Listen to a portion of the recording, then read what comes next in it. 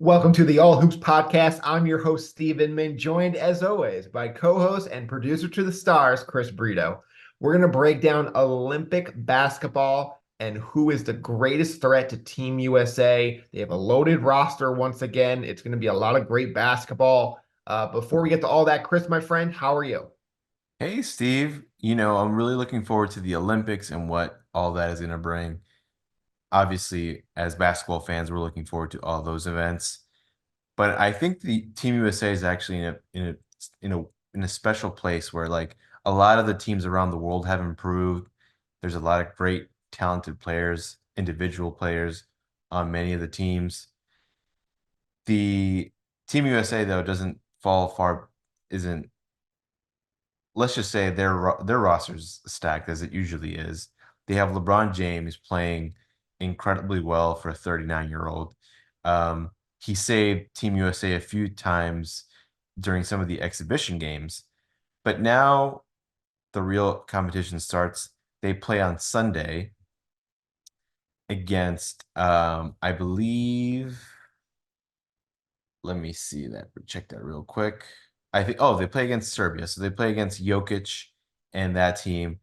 To me, they represent one of the biggest threats. I know that's one of the picks on your list as one of the ones that we should watch out for. Why do you think it's the team that we should be most afraid of? Yeah, I mean, I think it's Nikola Jokic. He's the best player in the world. He's a three-time MVP, and he's probably the favorite to win a fourth MVP this year. But if you go to FIBA basketball rules, which is what this tournament will be, you only get five fouls.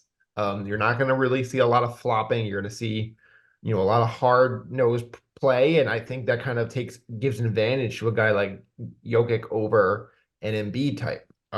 Do I think any of these teams really has a chance against Team USA? No, I don't. Because even if Jokic is dominating Embiid or Embiid's in foul trouble or Embiid is getting frustrated, you know what they have? They have Bam Adebayo and they have Anthony Davis. So I don't see this really being a significant threat. But at the end of the day, if the Joker puts up 40 or something like that in 40 minutes, like it's they're the biggest threat. Yeah, they also have Bogey from the Hawks. So, And you know, Nikola Jovic as well. and Nikola Jovic as well. So it's not exactly a well-rounded roster, but they do have those pieces. One of the other teams that I think is a big threat is Canada. You got Shea, uh, Dylan Brooks. You Jamal have Murray, RJ Jamal Barrett. Murray, our old boy RJ. I seem to think that this it's not gonna. So my general point is I don't think it's gonna be an easy ride for Team USA. They've had a few close calls in some of the exhibition games, and I don't think it's a fluke. I think now that things matter a little bit more, everyone's their intensity's gonna improve a little bit more as well. I just think that, can LeBron keep it up? Can Embiid stay out of foul trouble? Can he stop foul baiting? Um, I don't know. Those are some of the things that I'm thinking about as we enter the Olympics. Another key difference between NBA and the Olympic game, it's only 40 minutes. So like every minute counts even more than it would in an Yeah. NBA game where, you're playing, one of these teams and, we got Jose Alvarado on you, right? Like maybe a great guard for Team USA can figure out over the course of a game how to get past an Jose Alvarado. You have less time to do that now, right? He can play more physical with you. So while I do think there could be some close calls in here, I think Team USA is just the overwhelming favorite. They have so many guys. We don't even know what Kevin Durant's health is right now. He has a calf strain, and I'm not sure it matters. I think they're going to be fine. There's so many guys on this team. Um, I think they're going to waltz their way into this gold medal, and if not, you're going to be able to tell me, I told you so. I really hope so because I think it can't be understated how much teams across the world have improved. I mean, Germany won the FIBA World Cup last year. France is always a threat, and they're the host nation. They have Victor Wembanyama. You know, I seem to think that okay, sure. If the Team USA gets gold, I think a team like Germany could probably get a bronze or a silver, as well as Serbia. I Yeah, think, France, you brought up France. Like that's definitely a team that could make some noise here. They have some guys, and I wonder how home court advantage is going to be a thing here. yeah, you know, I think when this will be the introduction, like we know who Wemby was this season. France obviously knows who Wemby is, but I feel like now Wemby will have an even bigger audience. Yeah. And I can't wait to see how he does. He could very well be the best player in the world in the next Olympics in the United States. So he's a guy that I'm definitely looking out for. Um, the problem with their team is that they don't have a lot of like great backcourt players, Yeah. with the exception of our old French prince Frank Ntilikina Of course, Frankie. and and Evan, and France legend Evan Fournier, also a former Nick. So it's tough to predict how it all unfold, but I have high hopes for France, Germany, Serbia. One of those teams will surely give the United States a challenge. One of the bigger other storylines that I would love to see replicate is South Sudan. They took the United States to like the last minute. They were beating them. They were playing so hard. And this is a place that hasn't been a nation for more than 2 decades. Yeah. Um, you know, torn by civil unrest and whatnot. And Lol Deng, who used to play for the Chicago Bulls and the Lakers, he seemingly took it on. He's not seemingly. He has took it under his mantle and created this, essentially brought forth this program, this basketball program, and has made it into, you know, they've clinched a World Cup berth. You know, I'm I I really hope they do well in their first Olympics, is all I'm trying to say. Yeah, I mean, if they show the energy and effort that they did in that game they lost at the buzzer to Team USA, I think they have a chance to win a game or two in this. And I think that will really go a far way in creating memories and a legacy for South Sudan in these Olympics. So I think that's a really cool thing. And, obviously we're rooting Team USA, right? But maybe in those other games, you can give a little South Sudan a little love here because they did show a lot of energy and passion for that first time we saw them. Yeah.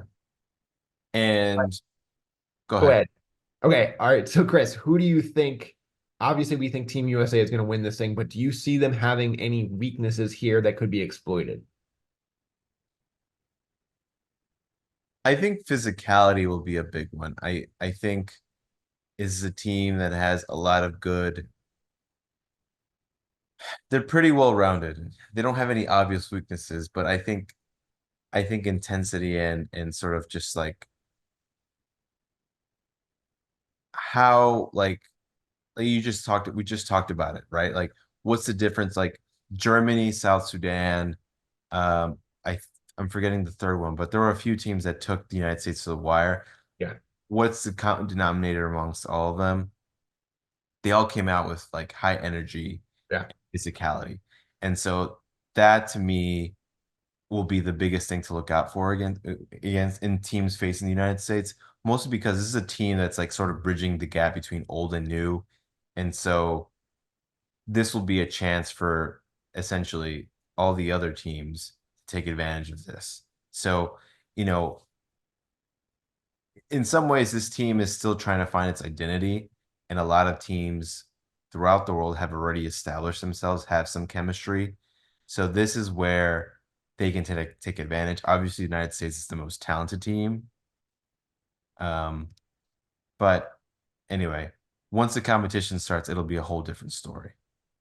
Yeah, no, I'm with you. I think the only way this could be in jeopardy is just from the chemistry point of view. Like you're talking about, 12 guys who are all basically faces of their franchise other than Derek White and Anthony Davis because he has LeBron, but he's still an all NBA guy. Like these are all guys who need the ball, right? And so there's only one basketball. And as we said, it's only a 40-minute game. So getting those guys in rhythm, getting these guys to play certain roles that, some of them are going to be the go-to scorers, but some of them are not. And they're all used to being go-to scorers and being relied on by their team. And that's not going to be the case here. So how do those guys respond when you might be just needed as a spot up shooter, or, you're coming off the bench and, Anthony Edwards keeps saying he's the guy on this team. Like, well, they've been going to this Steph LeBron pick and roll as their go-to offense. So like, how does Anthony Edwards handle this? You have Devin Booker. What happens if Kevin Durant misses a couple games? He comes back and now he needs the ball a significant amount of time, and everybody else has to take a further step back. So to me, that's the only concern I would have, and that's the only concern I really ever have with a Team USA team, because this is always an issue, and it'll always be an issue because there's just too much talent here. It's a lot of talent.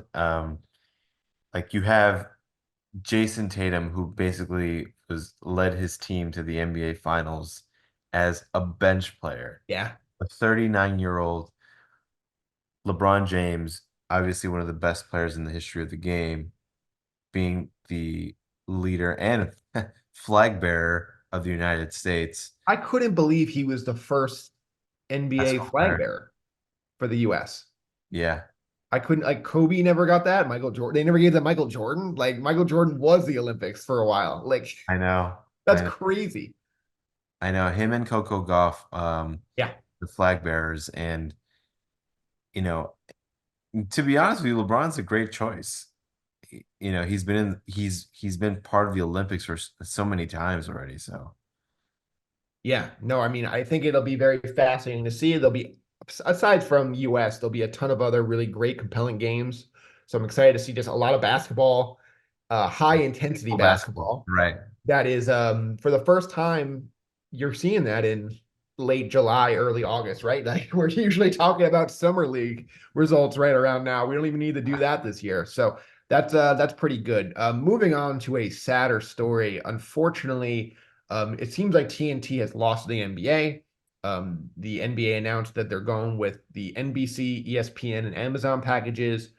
They've rejected TNT's match rights to Amazon, which I wasn't sure was a thing. I thought the whole idea of matching rights is because they have TNT has the rights to do that, not you have the rights to reject their rights.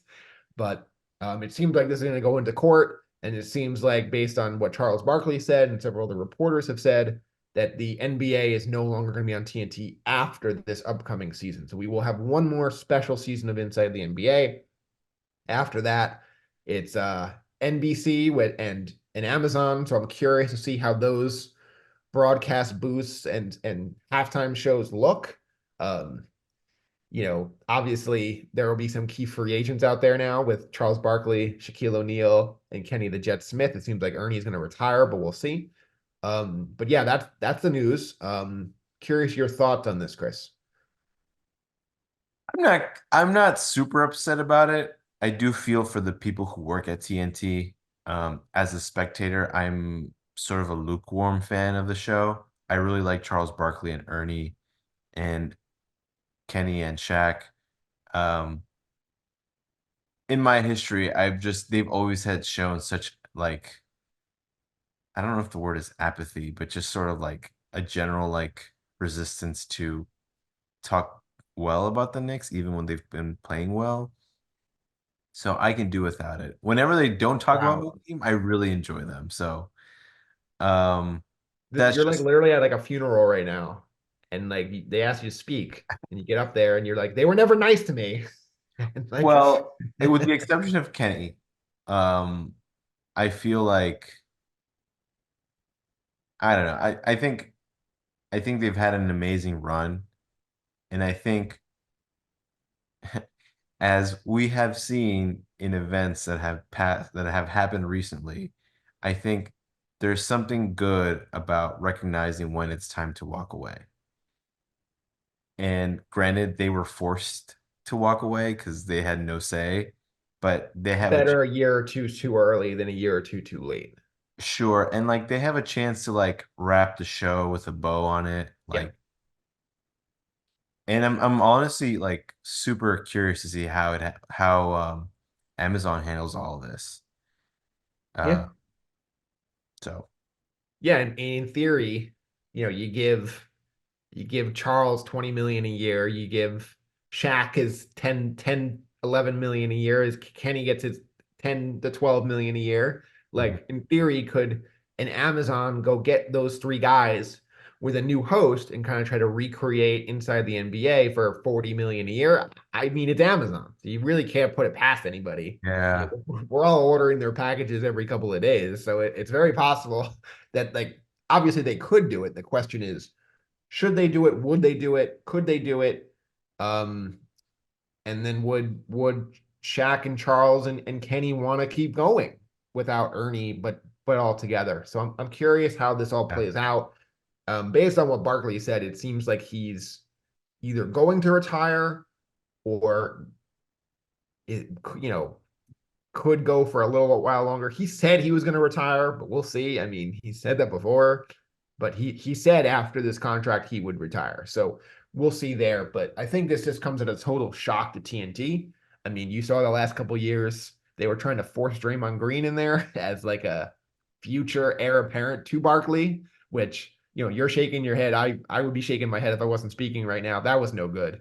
And now I'm curious, one, do they keep going with Draymond now that they know this is kind of nearing the end? I probably wouldn't, but it seems like they thought this was going to go on for a long time. It does not appear to, and it's a sad day for the NBA. But at the end of the day, Charles kind of said it correctly. Like, they're looking for the future. They're looking for the long-term future, and when these NBA TV contracts come up in 5 years and they're looking to double this money again, who's going to be able to do that? It's not going to be TNT. It's going to be Amazon. It's going to be these streaming services. And so they kind of want to get on a good side of Amazon. They don't really want to mess them up right from the start. So yeah. Yeah, I love it. And I feel like Amazon has done a decent job with their Thursday night football. So, you know, we'll see what happens. Yeah, absolutely. All right, Chris, let's get to our final thoughts. A pair of Knicks were extended, key Knicks. First one I think was a bigger surprise. It was Jalen Brunson taking the 4-year extension around 39 million a year.